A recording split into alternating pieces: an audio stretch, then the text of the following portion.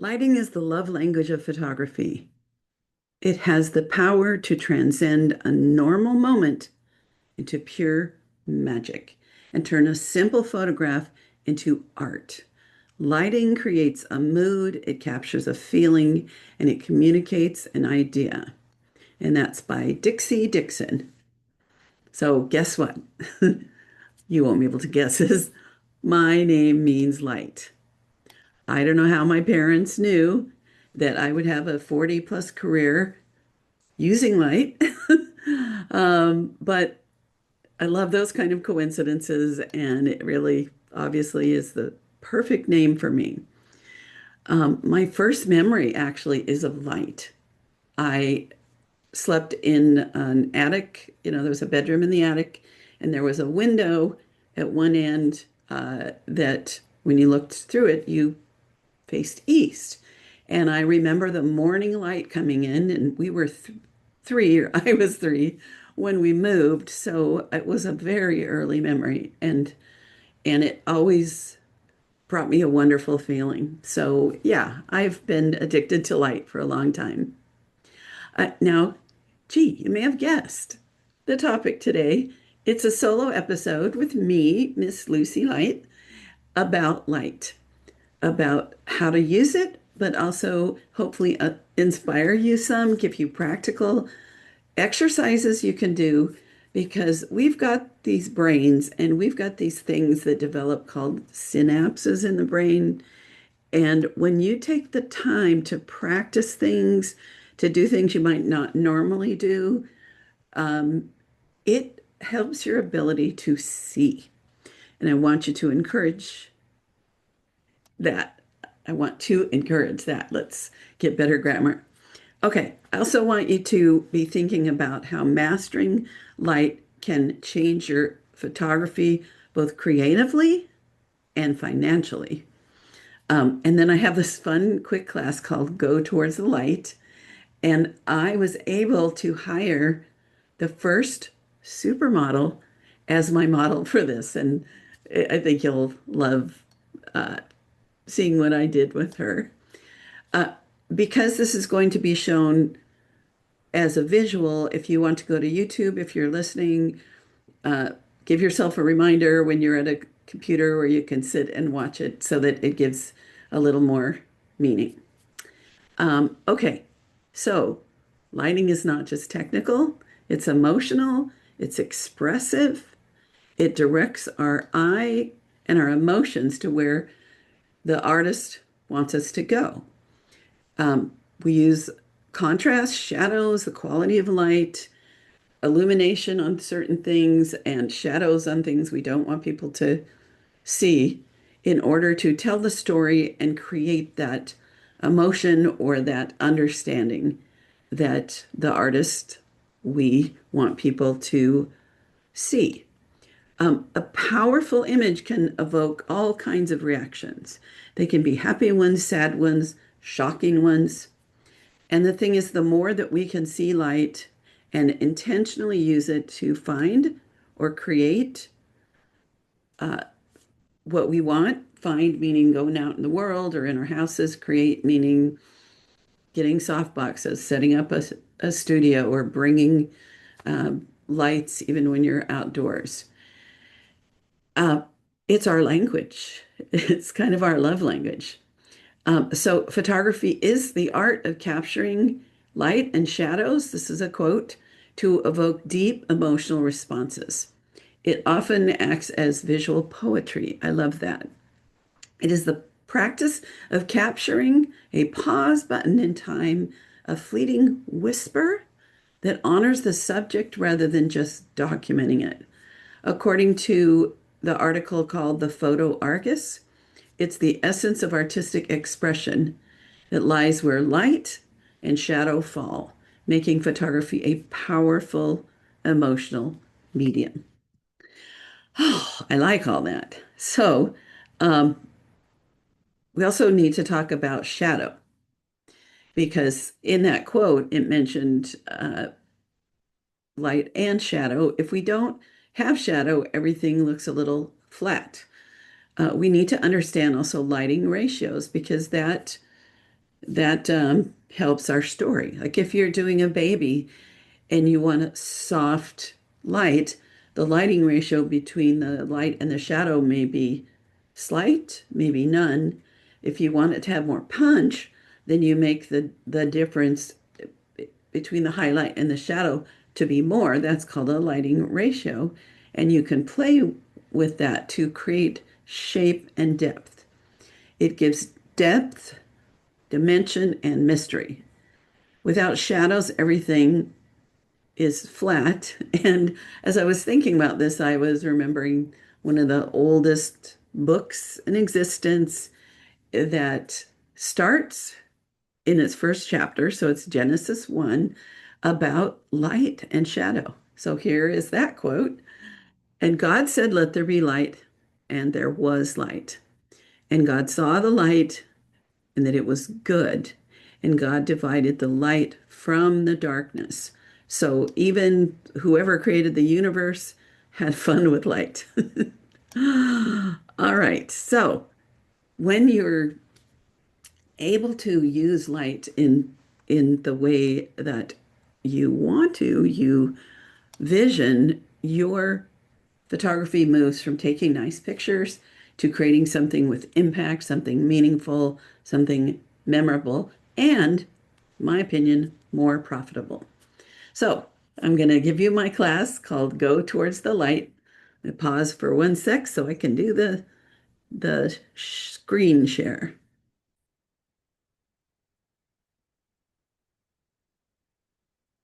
All right. So this class is called Go Towards the Light, how to find and use exquisite natural light when setting your scene. So here we go with story time. Once upon a time, there was a photographer who found herself on a strange planet. The planet had nothing on it, and all she had was a very good camera and a subject that she wanted to photograph. The other thing about this planet is that the sun never set, and it was always between 11 in the morning and 3 in the afternoon. But she was told that by a unicorn who came down from a rainbow that she could have anything she wanted on this planet as long as it didn't come from a store. So, what do you think she picked? Hmm, you can't buy a reflector, you can't get a strobe. Um, so, what did she what did she ask for? She asked for a forest, a hallway, a wall, a window, and a cave or a garage. Either one would be fine. So, no matter how beautiful our subjects, how successfully we evoke emotion, select a gorgeous location, the perfect wardrobe, how the photographer uses light is the most essential choice. Without great light, even the most amazing sessions have something missing. So, what I'm going to share with you, and I didn't make up this term, but I call it the first tree in the forest lighting. Um, is the first tree in the forest lighting. All right, if you're looking at this scene in Colorado in the fall, and you look at this, where would you start to photograph? So I would not do it out in the open field because even if there's a clouds overhead, the light is coming from the top and there'll be shadows and there's no shape to it. I want you always, always, always to think about where is the direction of light. That is like the most essential thing. If I wanted to hike up the hill, I might tuck just into this first row of trees on camera left, or just go down this little path and tuck into the trees on the right. Now, you don't want to go too far into the trees or the light gets flat. You lose that direction. You don't want to get too close to the edge or it will maybe bounce from the ground and not be super directional either. So When you're working with that first tree in the forest light, you want to pay attention to that moment when it pops. Now, you can also use a window or a doorway or a garage. Think of it as the in the garage, everything behind the entry, we'll call that the forest, quote unquote. Um, and again, there is a sweet spot that you can back your subject in, uh, and it's not too far. It's like just right, like the three bears, not too soft, not too dark, but just right. You can also, if you're in the garage, you can turn yourself and the subject and create some shadow. Um, so that's my little tip. Think about a solid forest or something. Now, also, when you're using a window, sometimes people include the window in a picture. You don't want to do that if window is the light that you're wanting to use. But you can get closer, get farther away until you get the light you want. Or you can use the edge of a window light or an edge of a soft box. It's called feathering the light, where you're not even right next to it, but you're behind it a little bit and there's a wraparound. Okay, direction of light.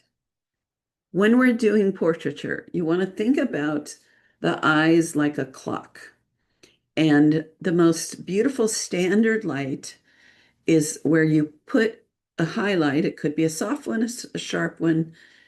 That's the lighting ratio question. But you want to pick what would either be 10 o'clock or 2 o'clock. If you look at the little girl in the corner, you'll see she has a very sweet little highlight right at 2 o'clock and a little brightness on camera right and a little bit of shadow on the left. And that's whether she's looking right at me or whether she's looking off camera. It's a beautiful quality of light. Okay, are you ready for the supermodel? Here she is, Barbie. Barbie's been around a long time and she is a fashion icon, but she was also a great model for this show. So I need to pause again and go find my Barbie photos. Here's Barbie. Yay! And if you notice, we've got some light and shadow on her face. Now, Barbie's not as perky as she used to be. She's got a receding hairline, but she's still great for a model. So here's a little more about the first tree in the forest. So the photo on the left, she's out in open sky. And a lot of times people think, oh, that's great because it's soft and it's very neutral if it's overcast. But notice how there's shadow in her eyes and under her cheeks, and her forehead's kind of weird. And then notice when I went just under a tree where it was solid in the background, how the light just pops on her face. Okay, here's that cave I talked about. And we're in front of the cave, and you can see there's no direction of light.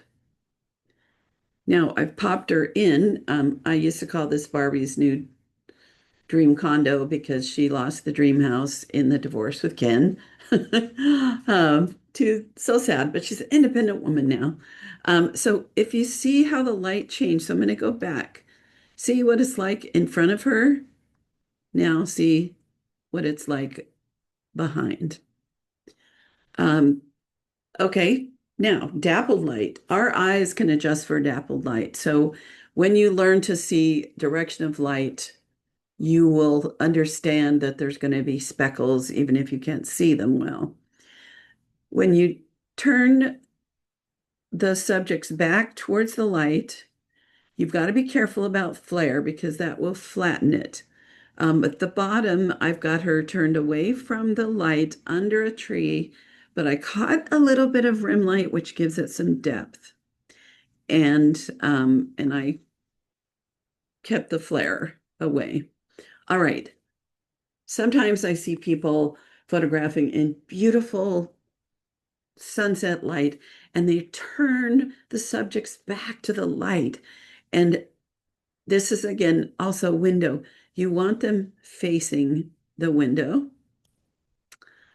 Sometimes you can lean somebody against a wall in shade, and that will give some of that shadow. Or you can have the light bouncing on their face, like this example. Um, you want to learn if you're doing photographs of people, you want to learn how to use light to create Rembrandt light, profile light, broad light, short light, all of that. And the main thing is to start with good light on the face and then work around the subject rather than moving the lights all the time. That can be a good trick. Okay, so in conclusion, beautiful portraits start with the light. The scene can be gorgeous, the emotions deep and touching, but it's the light falling on the subject that gives it the magic. So that's the end of my first tree in the forest presentation. So, meanwhile, back to the show. All right, here I am again. Okie doke. So, here are some practical things that you can do to practice, practical practice, and start to see the light. Now, I didn't write this down, but I just realized you can just use a Zoom or a FaceTime app, or just your phone to make discoveries. Like with Zoom, one of the things that I do like is when I've got some white on my screen, you can see it in the glasses. Uh, it fills in some of these lower parts of my face that are not, I don't like them so much. I like to fill them in, but it makes a lot of bright light, and you can see things change a little when I don't have that. So just a little key, or you can have a light source and you can just hold it up and down and around. You can tip towards the light. You can tip away from the light. There's a lot you can play uh, with that. Okay, let's see. Sorry, I'm a little scattered because there's so much I wanted to talk about. All right, if you listen to Courtney D, she was one of my guests. I taught her probably 14 years ago to watch your hand to figure out where the light is on the face.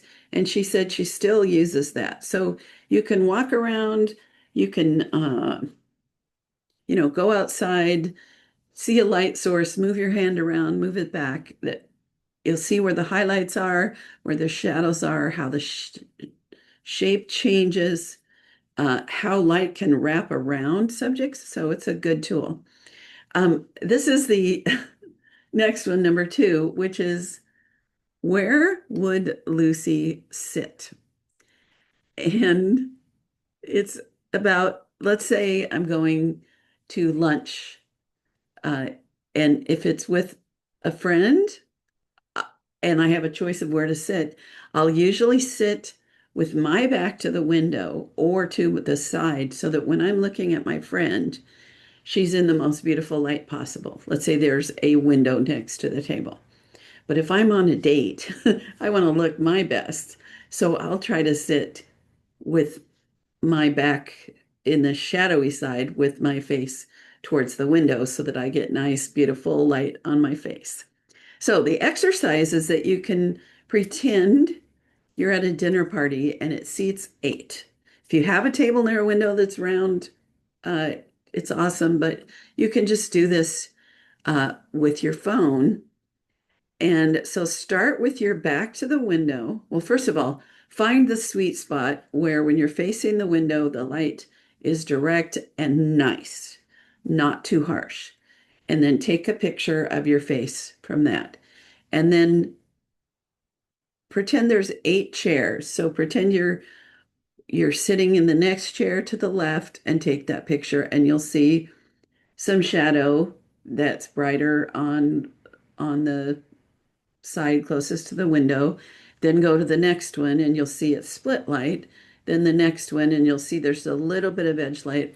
And then the next one, and you'll see there's no light on the face unless something's reflecting from whatever surface is in front of you, and go all the way around. And you'll see from that how, like, if a client were in front of you, you move the light around like that, and how different it will be.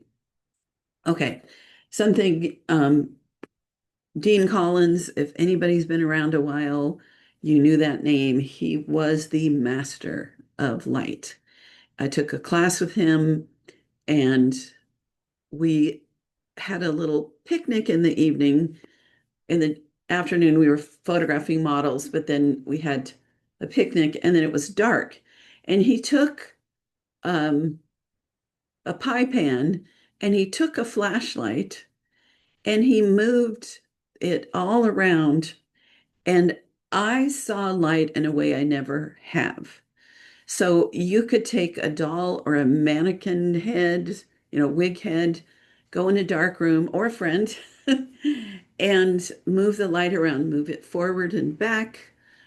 It's nice now with an iPhone because the iPhone will change the settings so that it looks continually the um, same amount of brightness.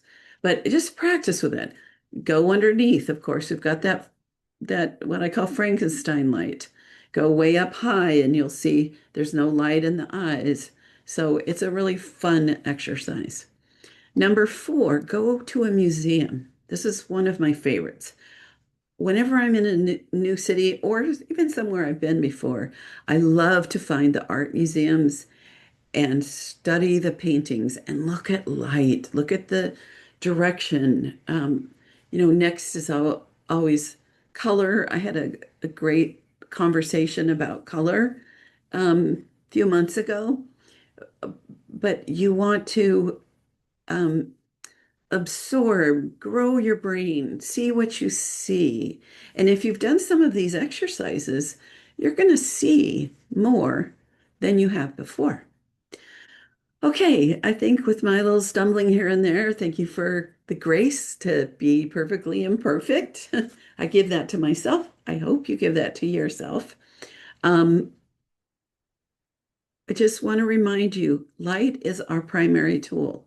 It's not our camera, it's not our lens, it's not the subject, it's light. And the more you understand it, the more you can create meaningful work, the more you can create some things that come in your imagination.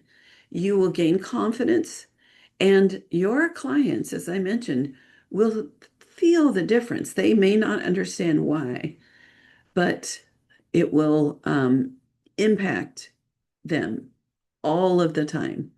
Uh, Go to, like in San Diego, we have an international photography exhibit at our county fair, and wandering through there with just the thought about light. Where is the light? What's the quality? Where's it coming from? Because those have been juried, so they're considered salon quality images. So there's a lot to learn. Let's see. So, in summary, I want you to play. I want you to take some time. It's fun to do it with a friend because you can do it with each other.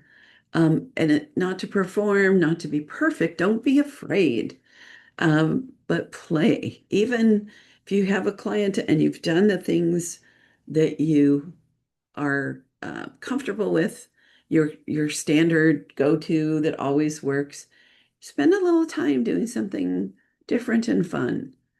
Because the more you see light and the more you play with light, the more joy you're going to have, and then the results are going to be more satisfying and more sellable. So that's it for now. Phew, this was a big topic. Sorry about some of the stumbling, but I know you understand it. The solo ones are harder because I've got to kind of get my thoughts together rather than asking my guests a few great questions and then letting them share their wisdom. So thanks again. Thanks for sharing. Thanks for uh, joining if you're at YouTube, Thanks for subscribing. Thanks for following on Instagram, all those things, and looking at LuciDumasCoaching.com. And that's it for now. Bye.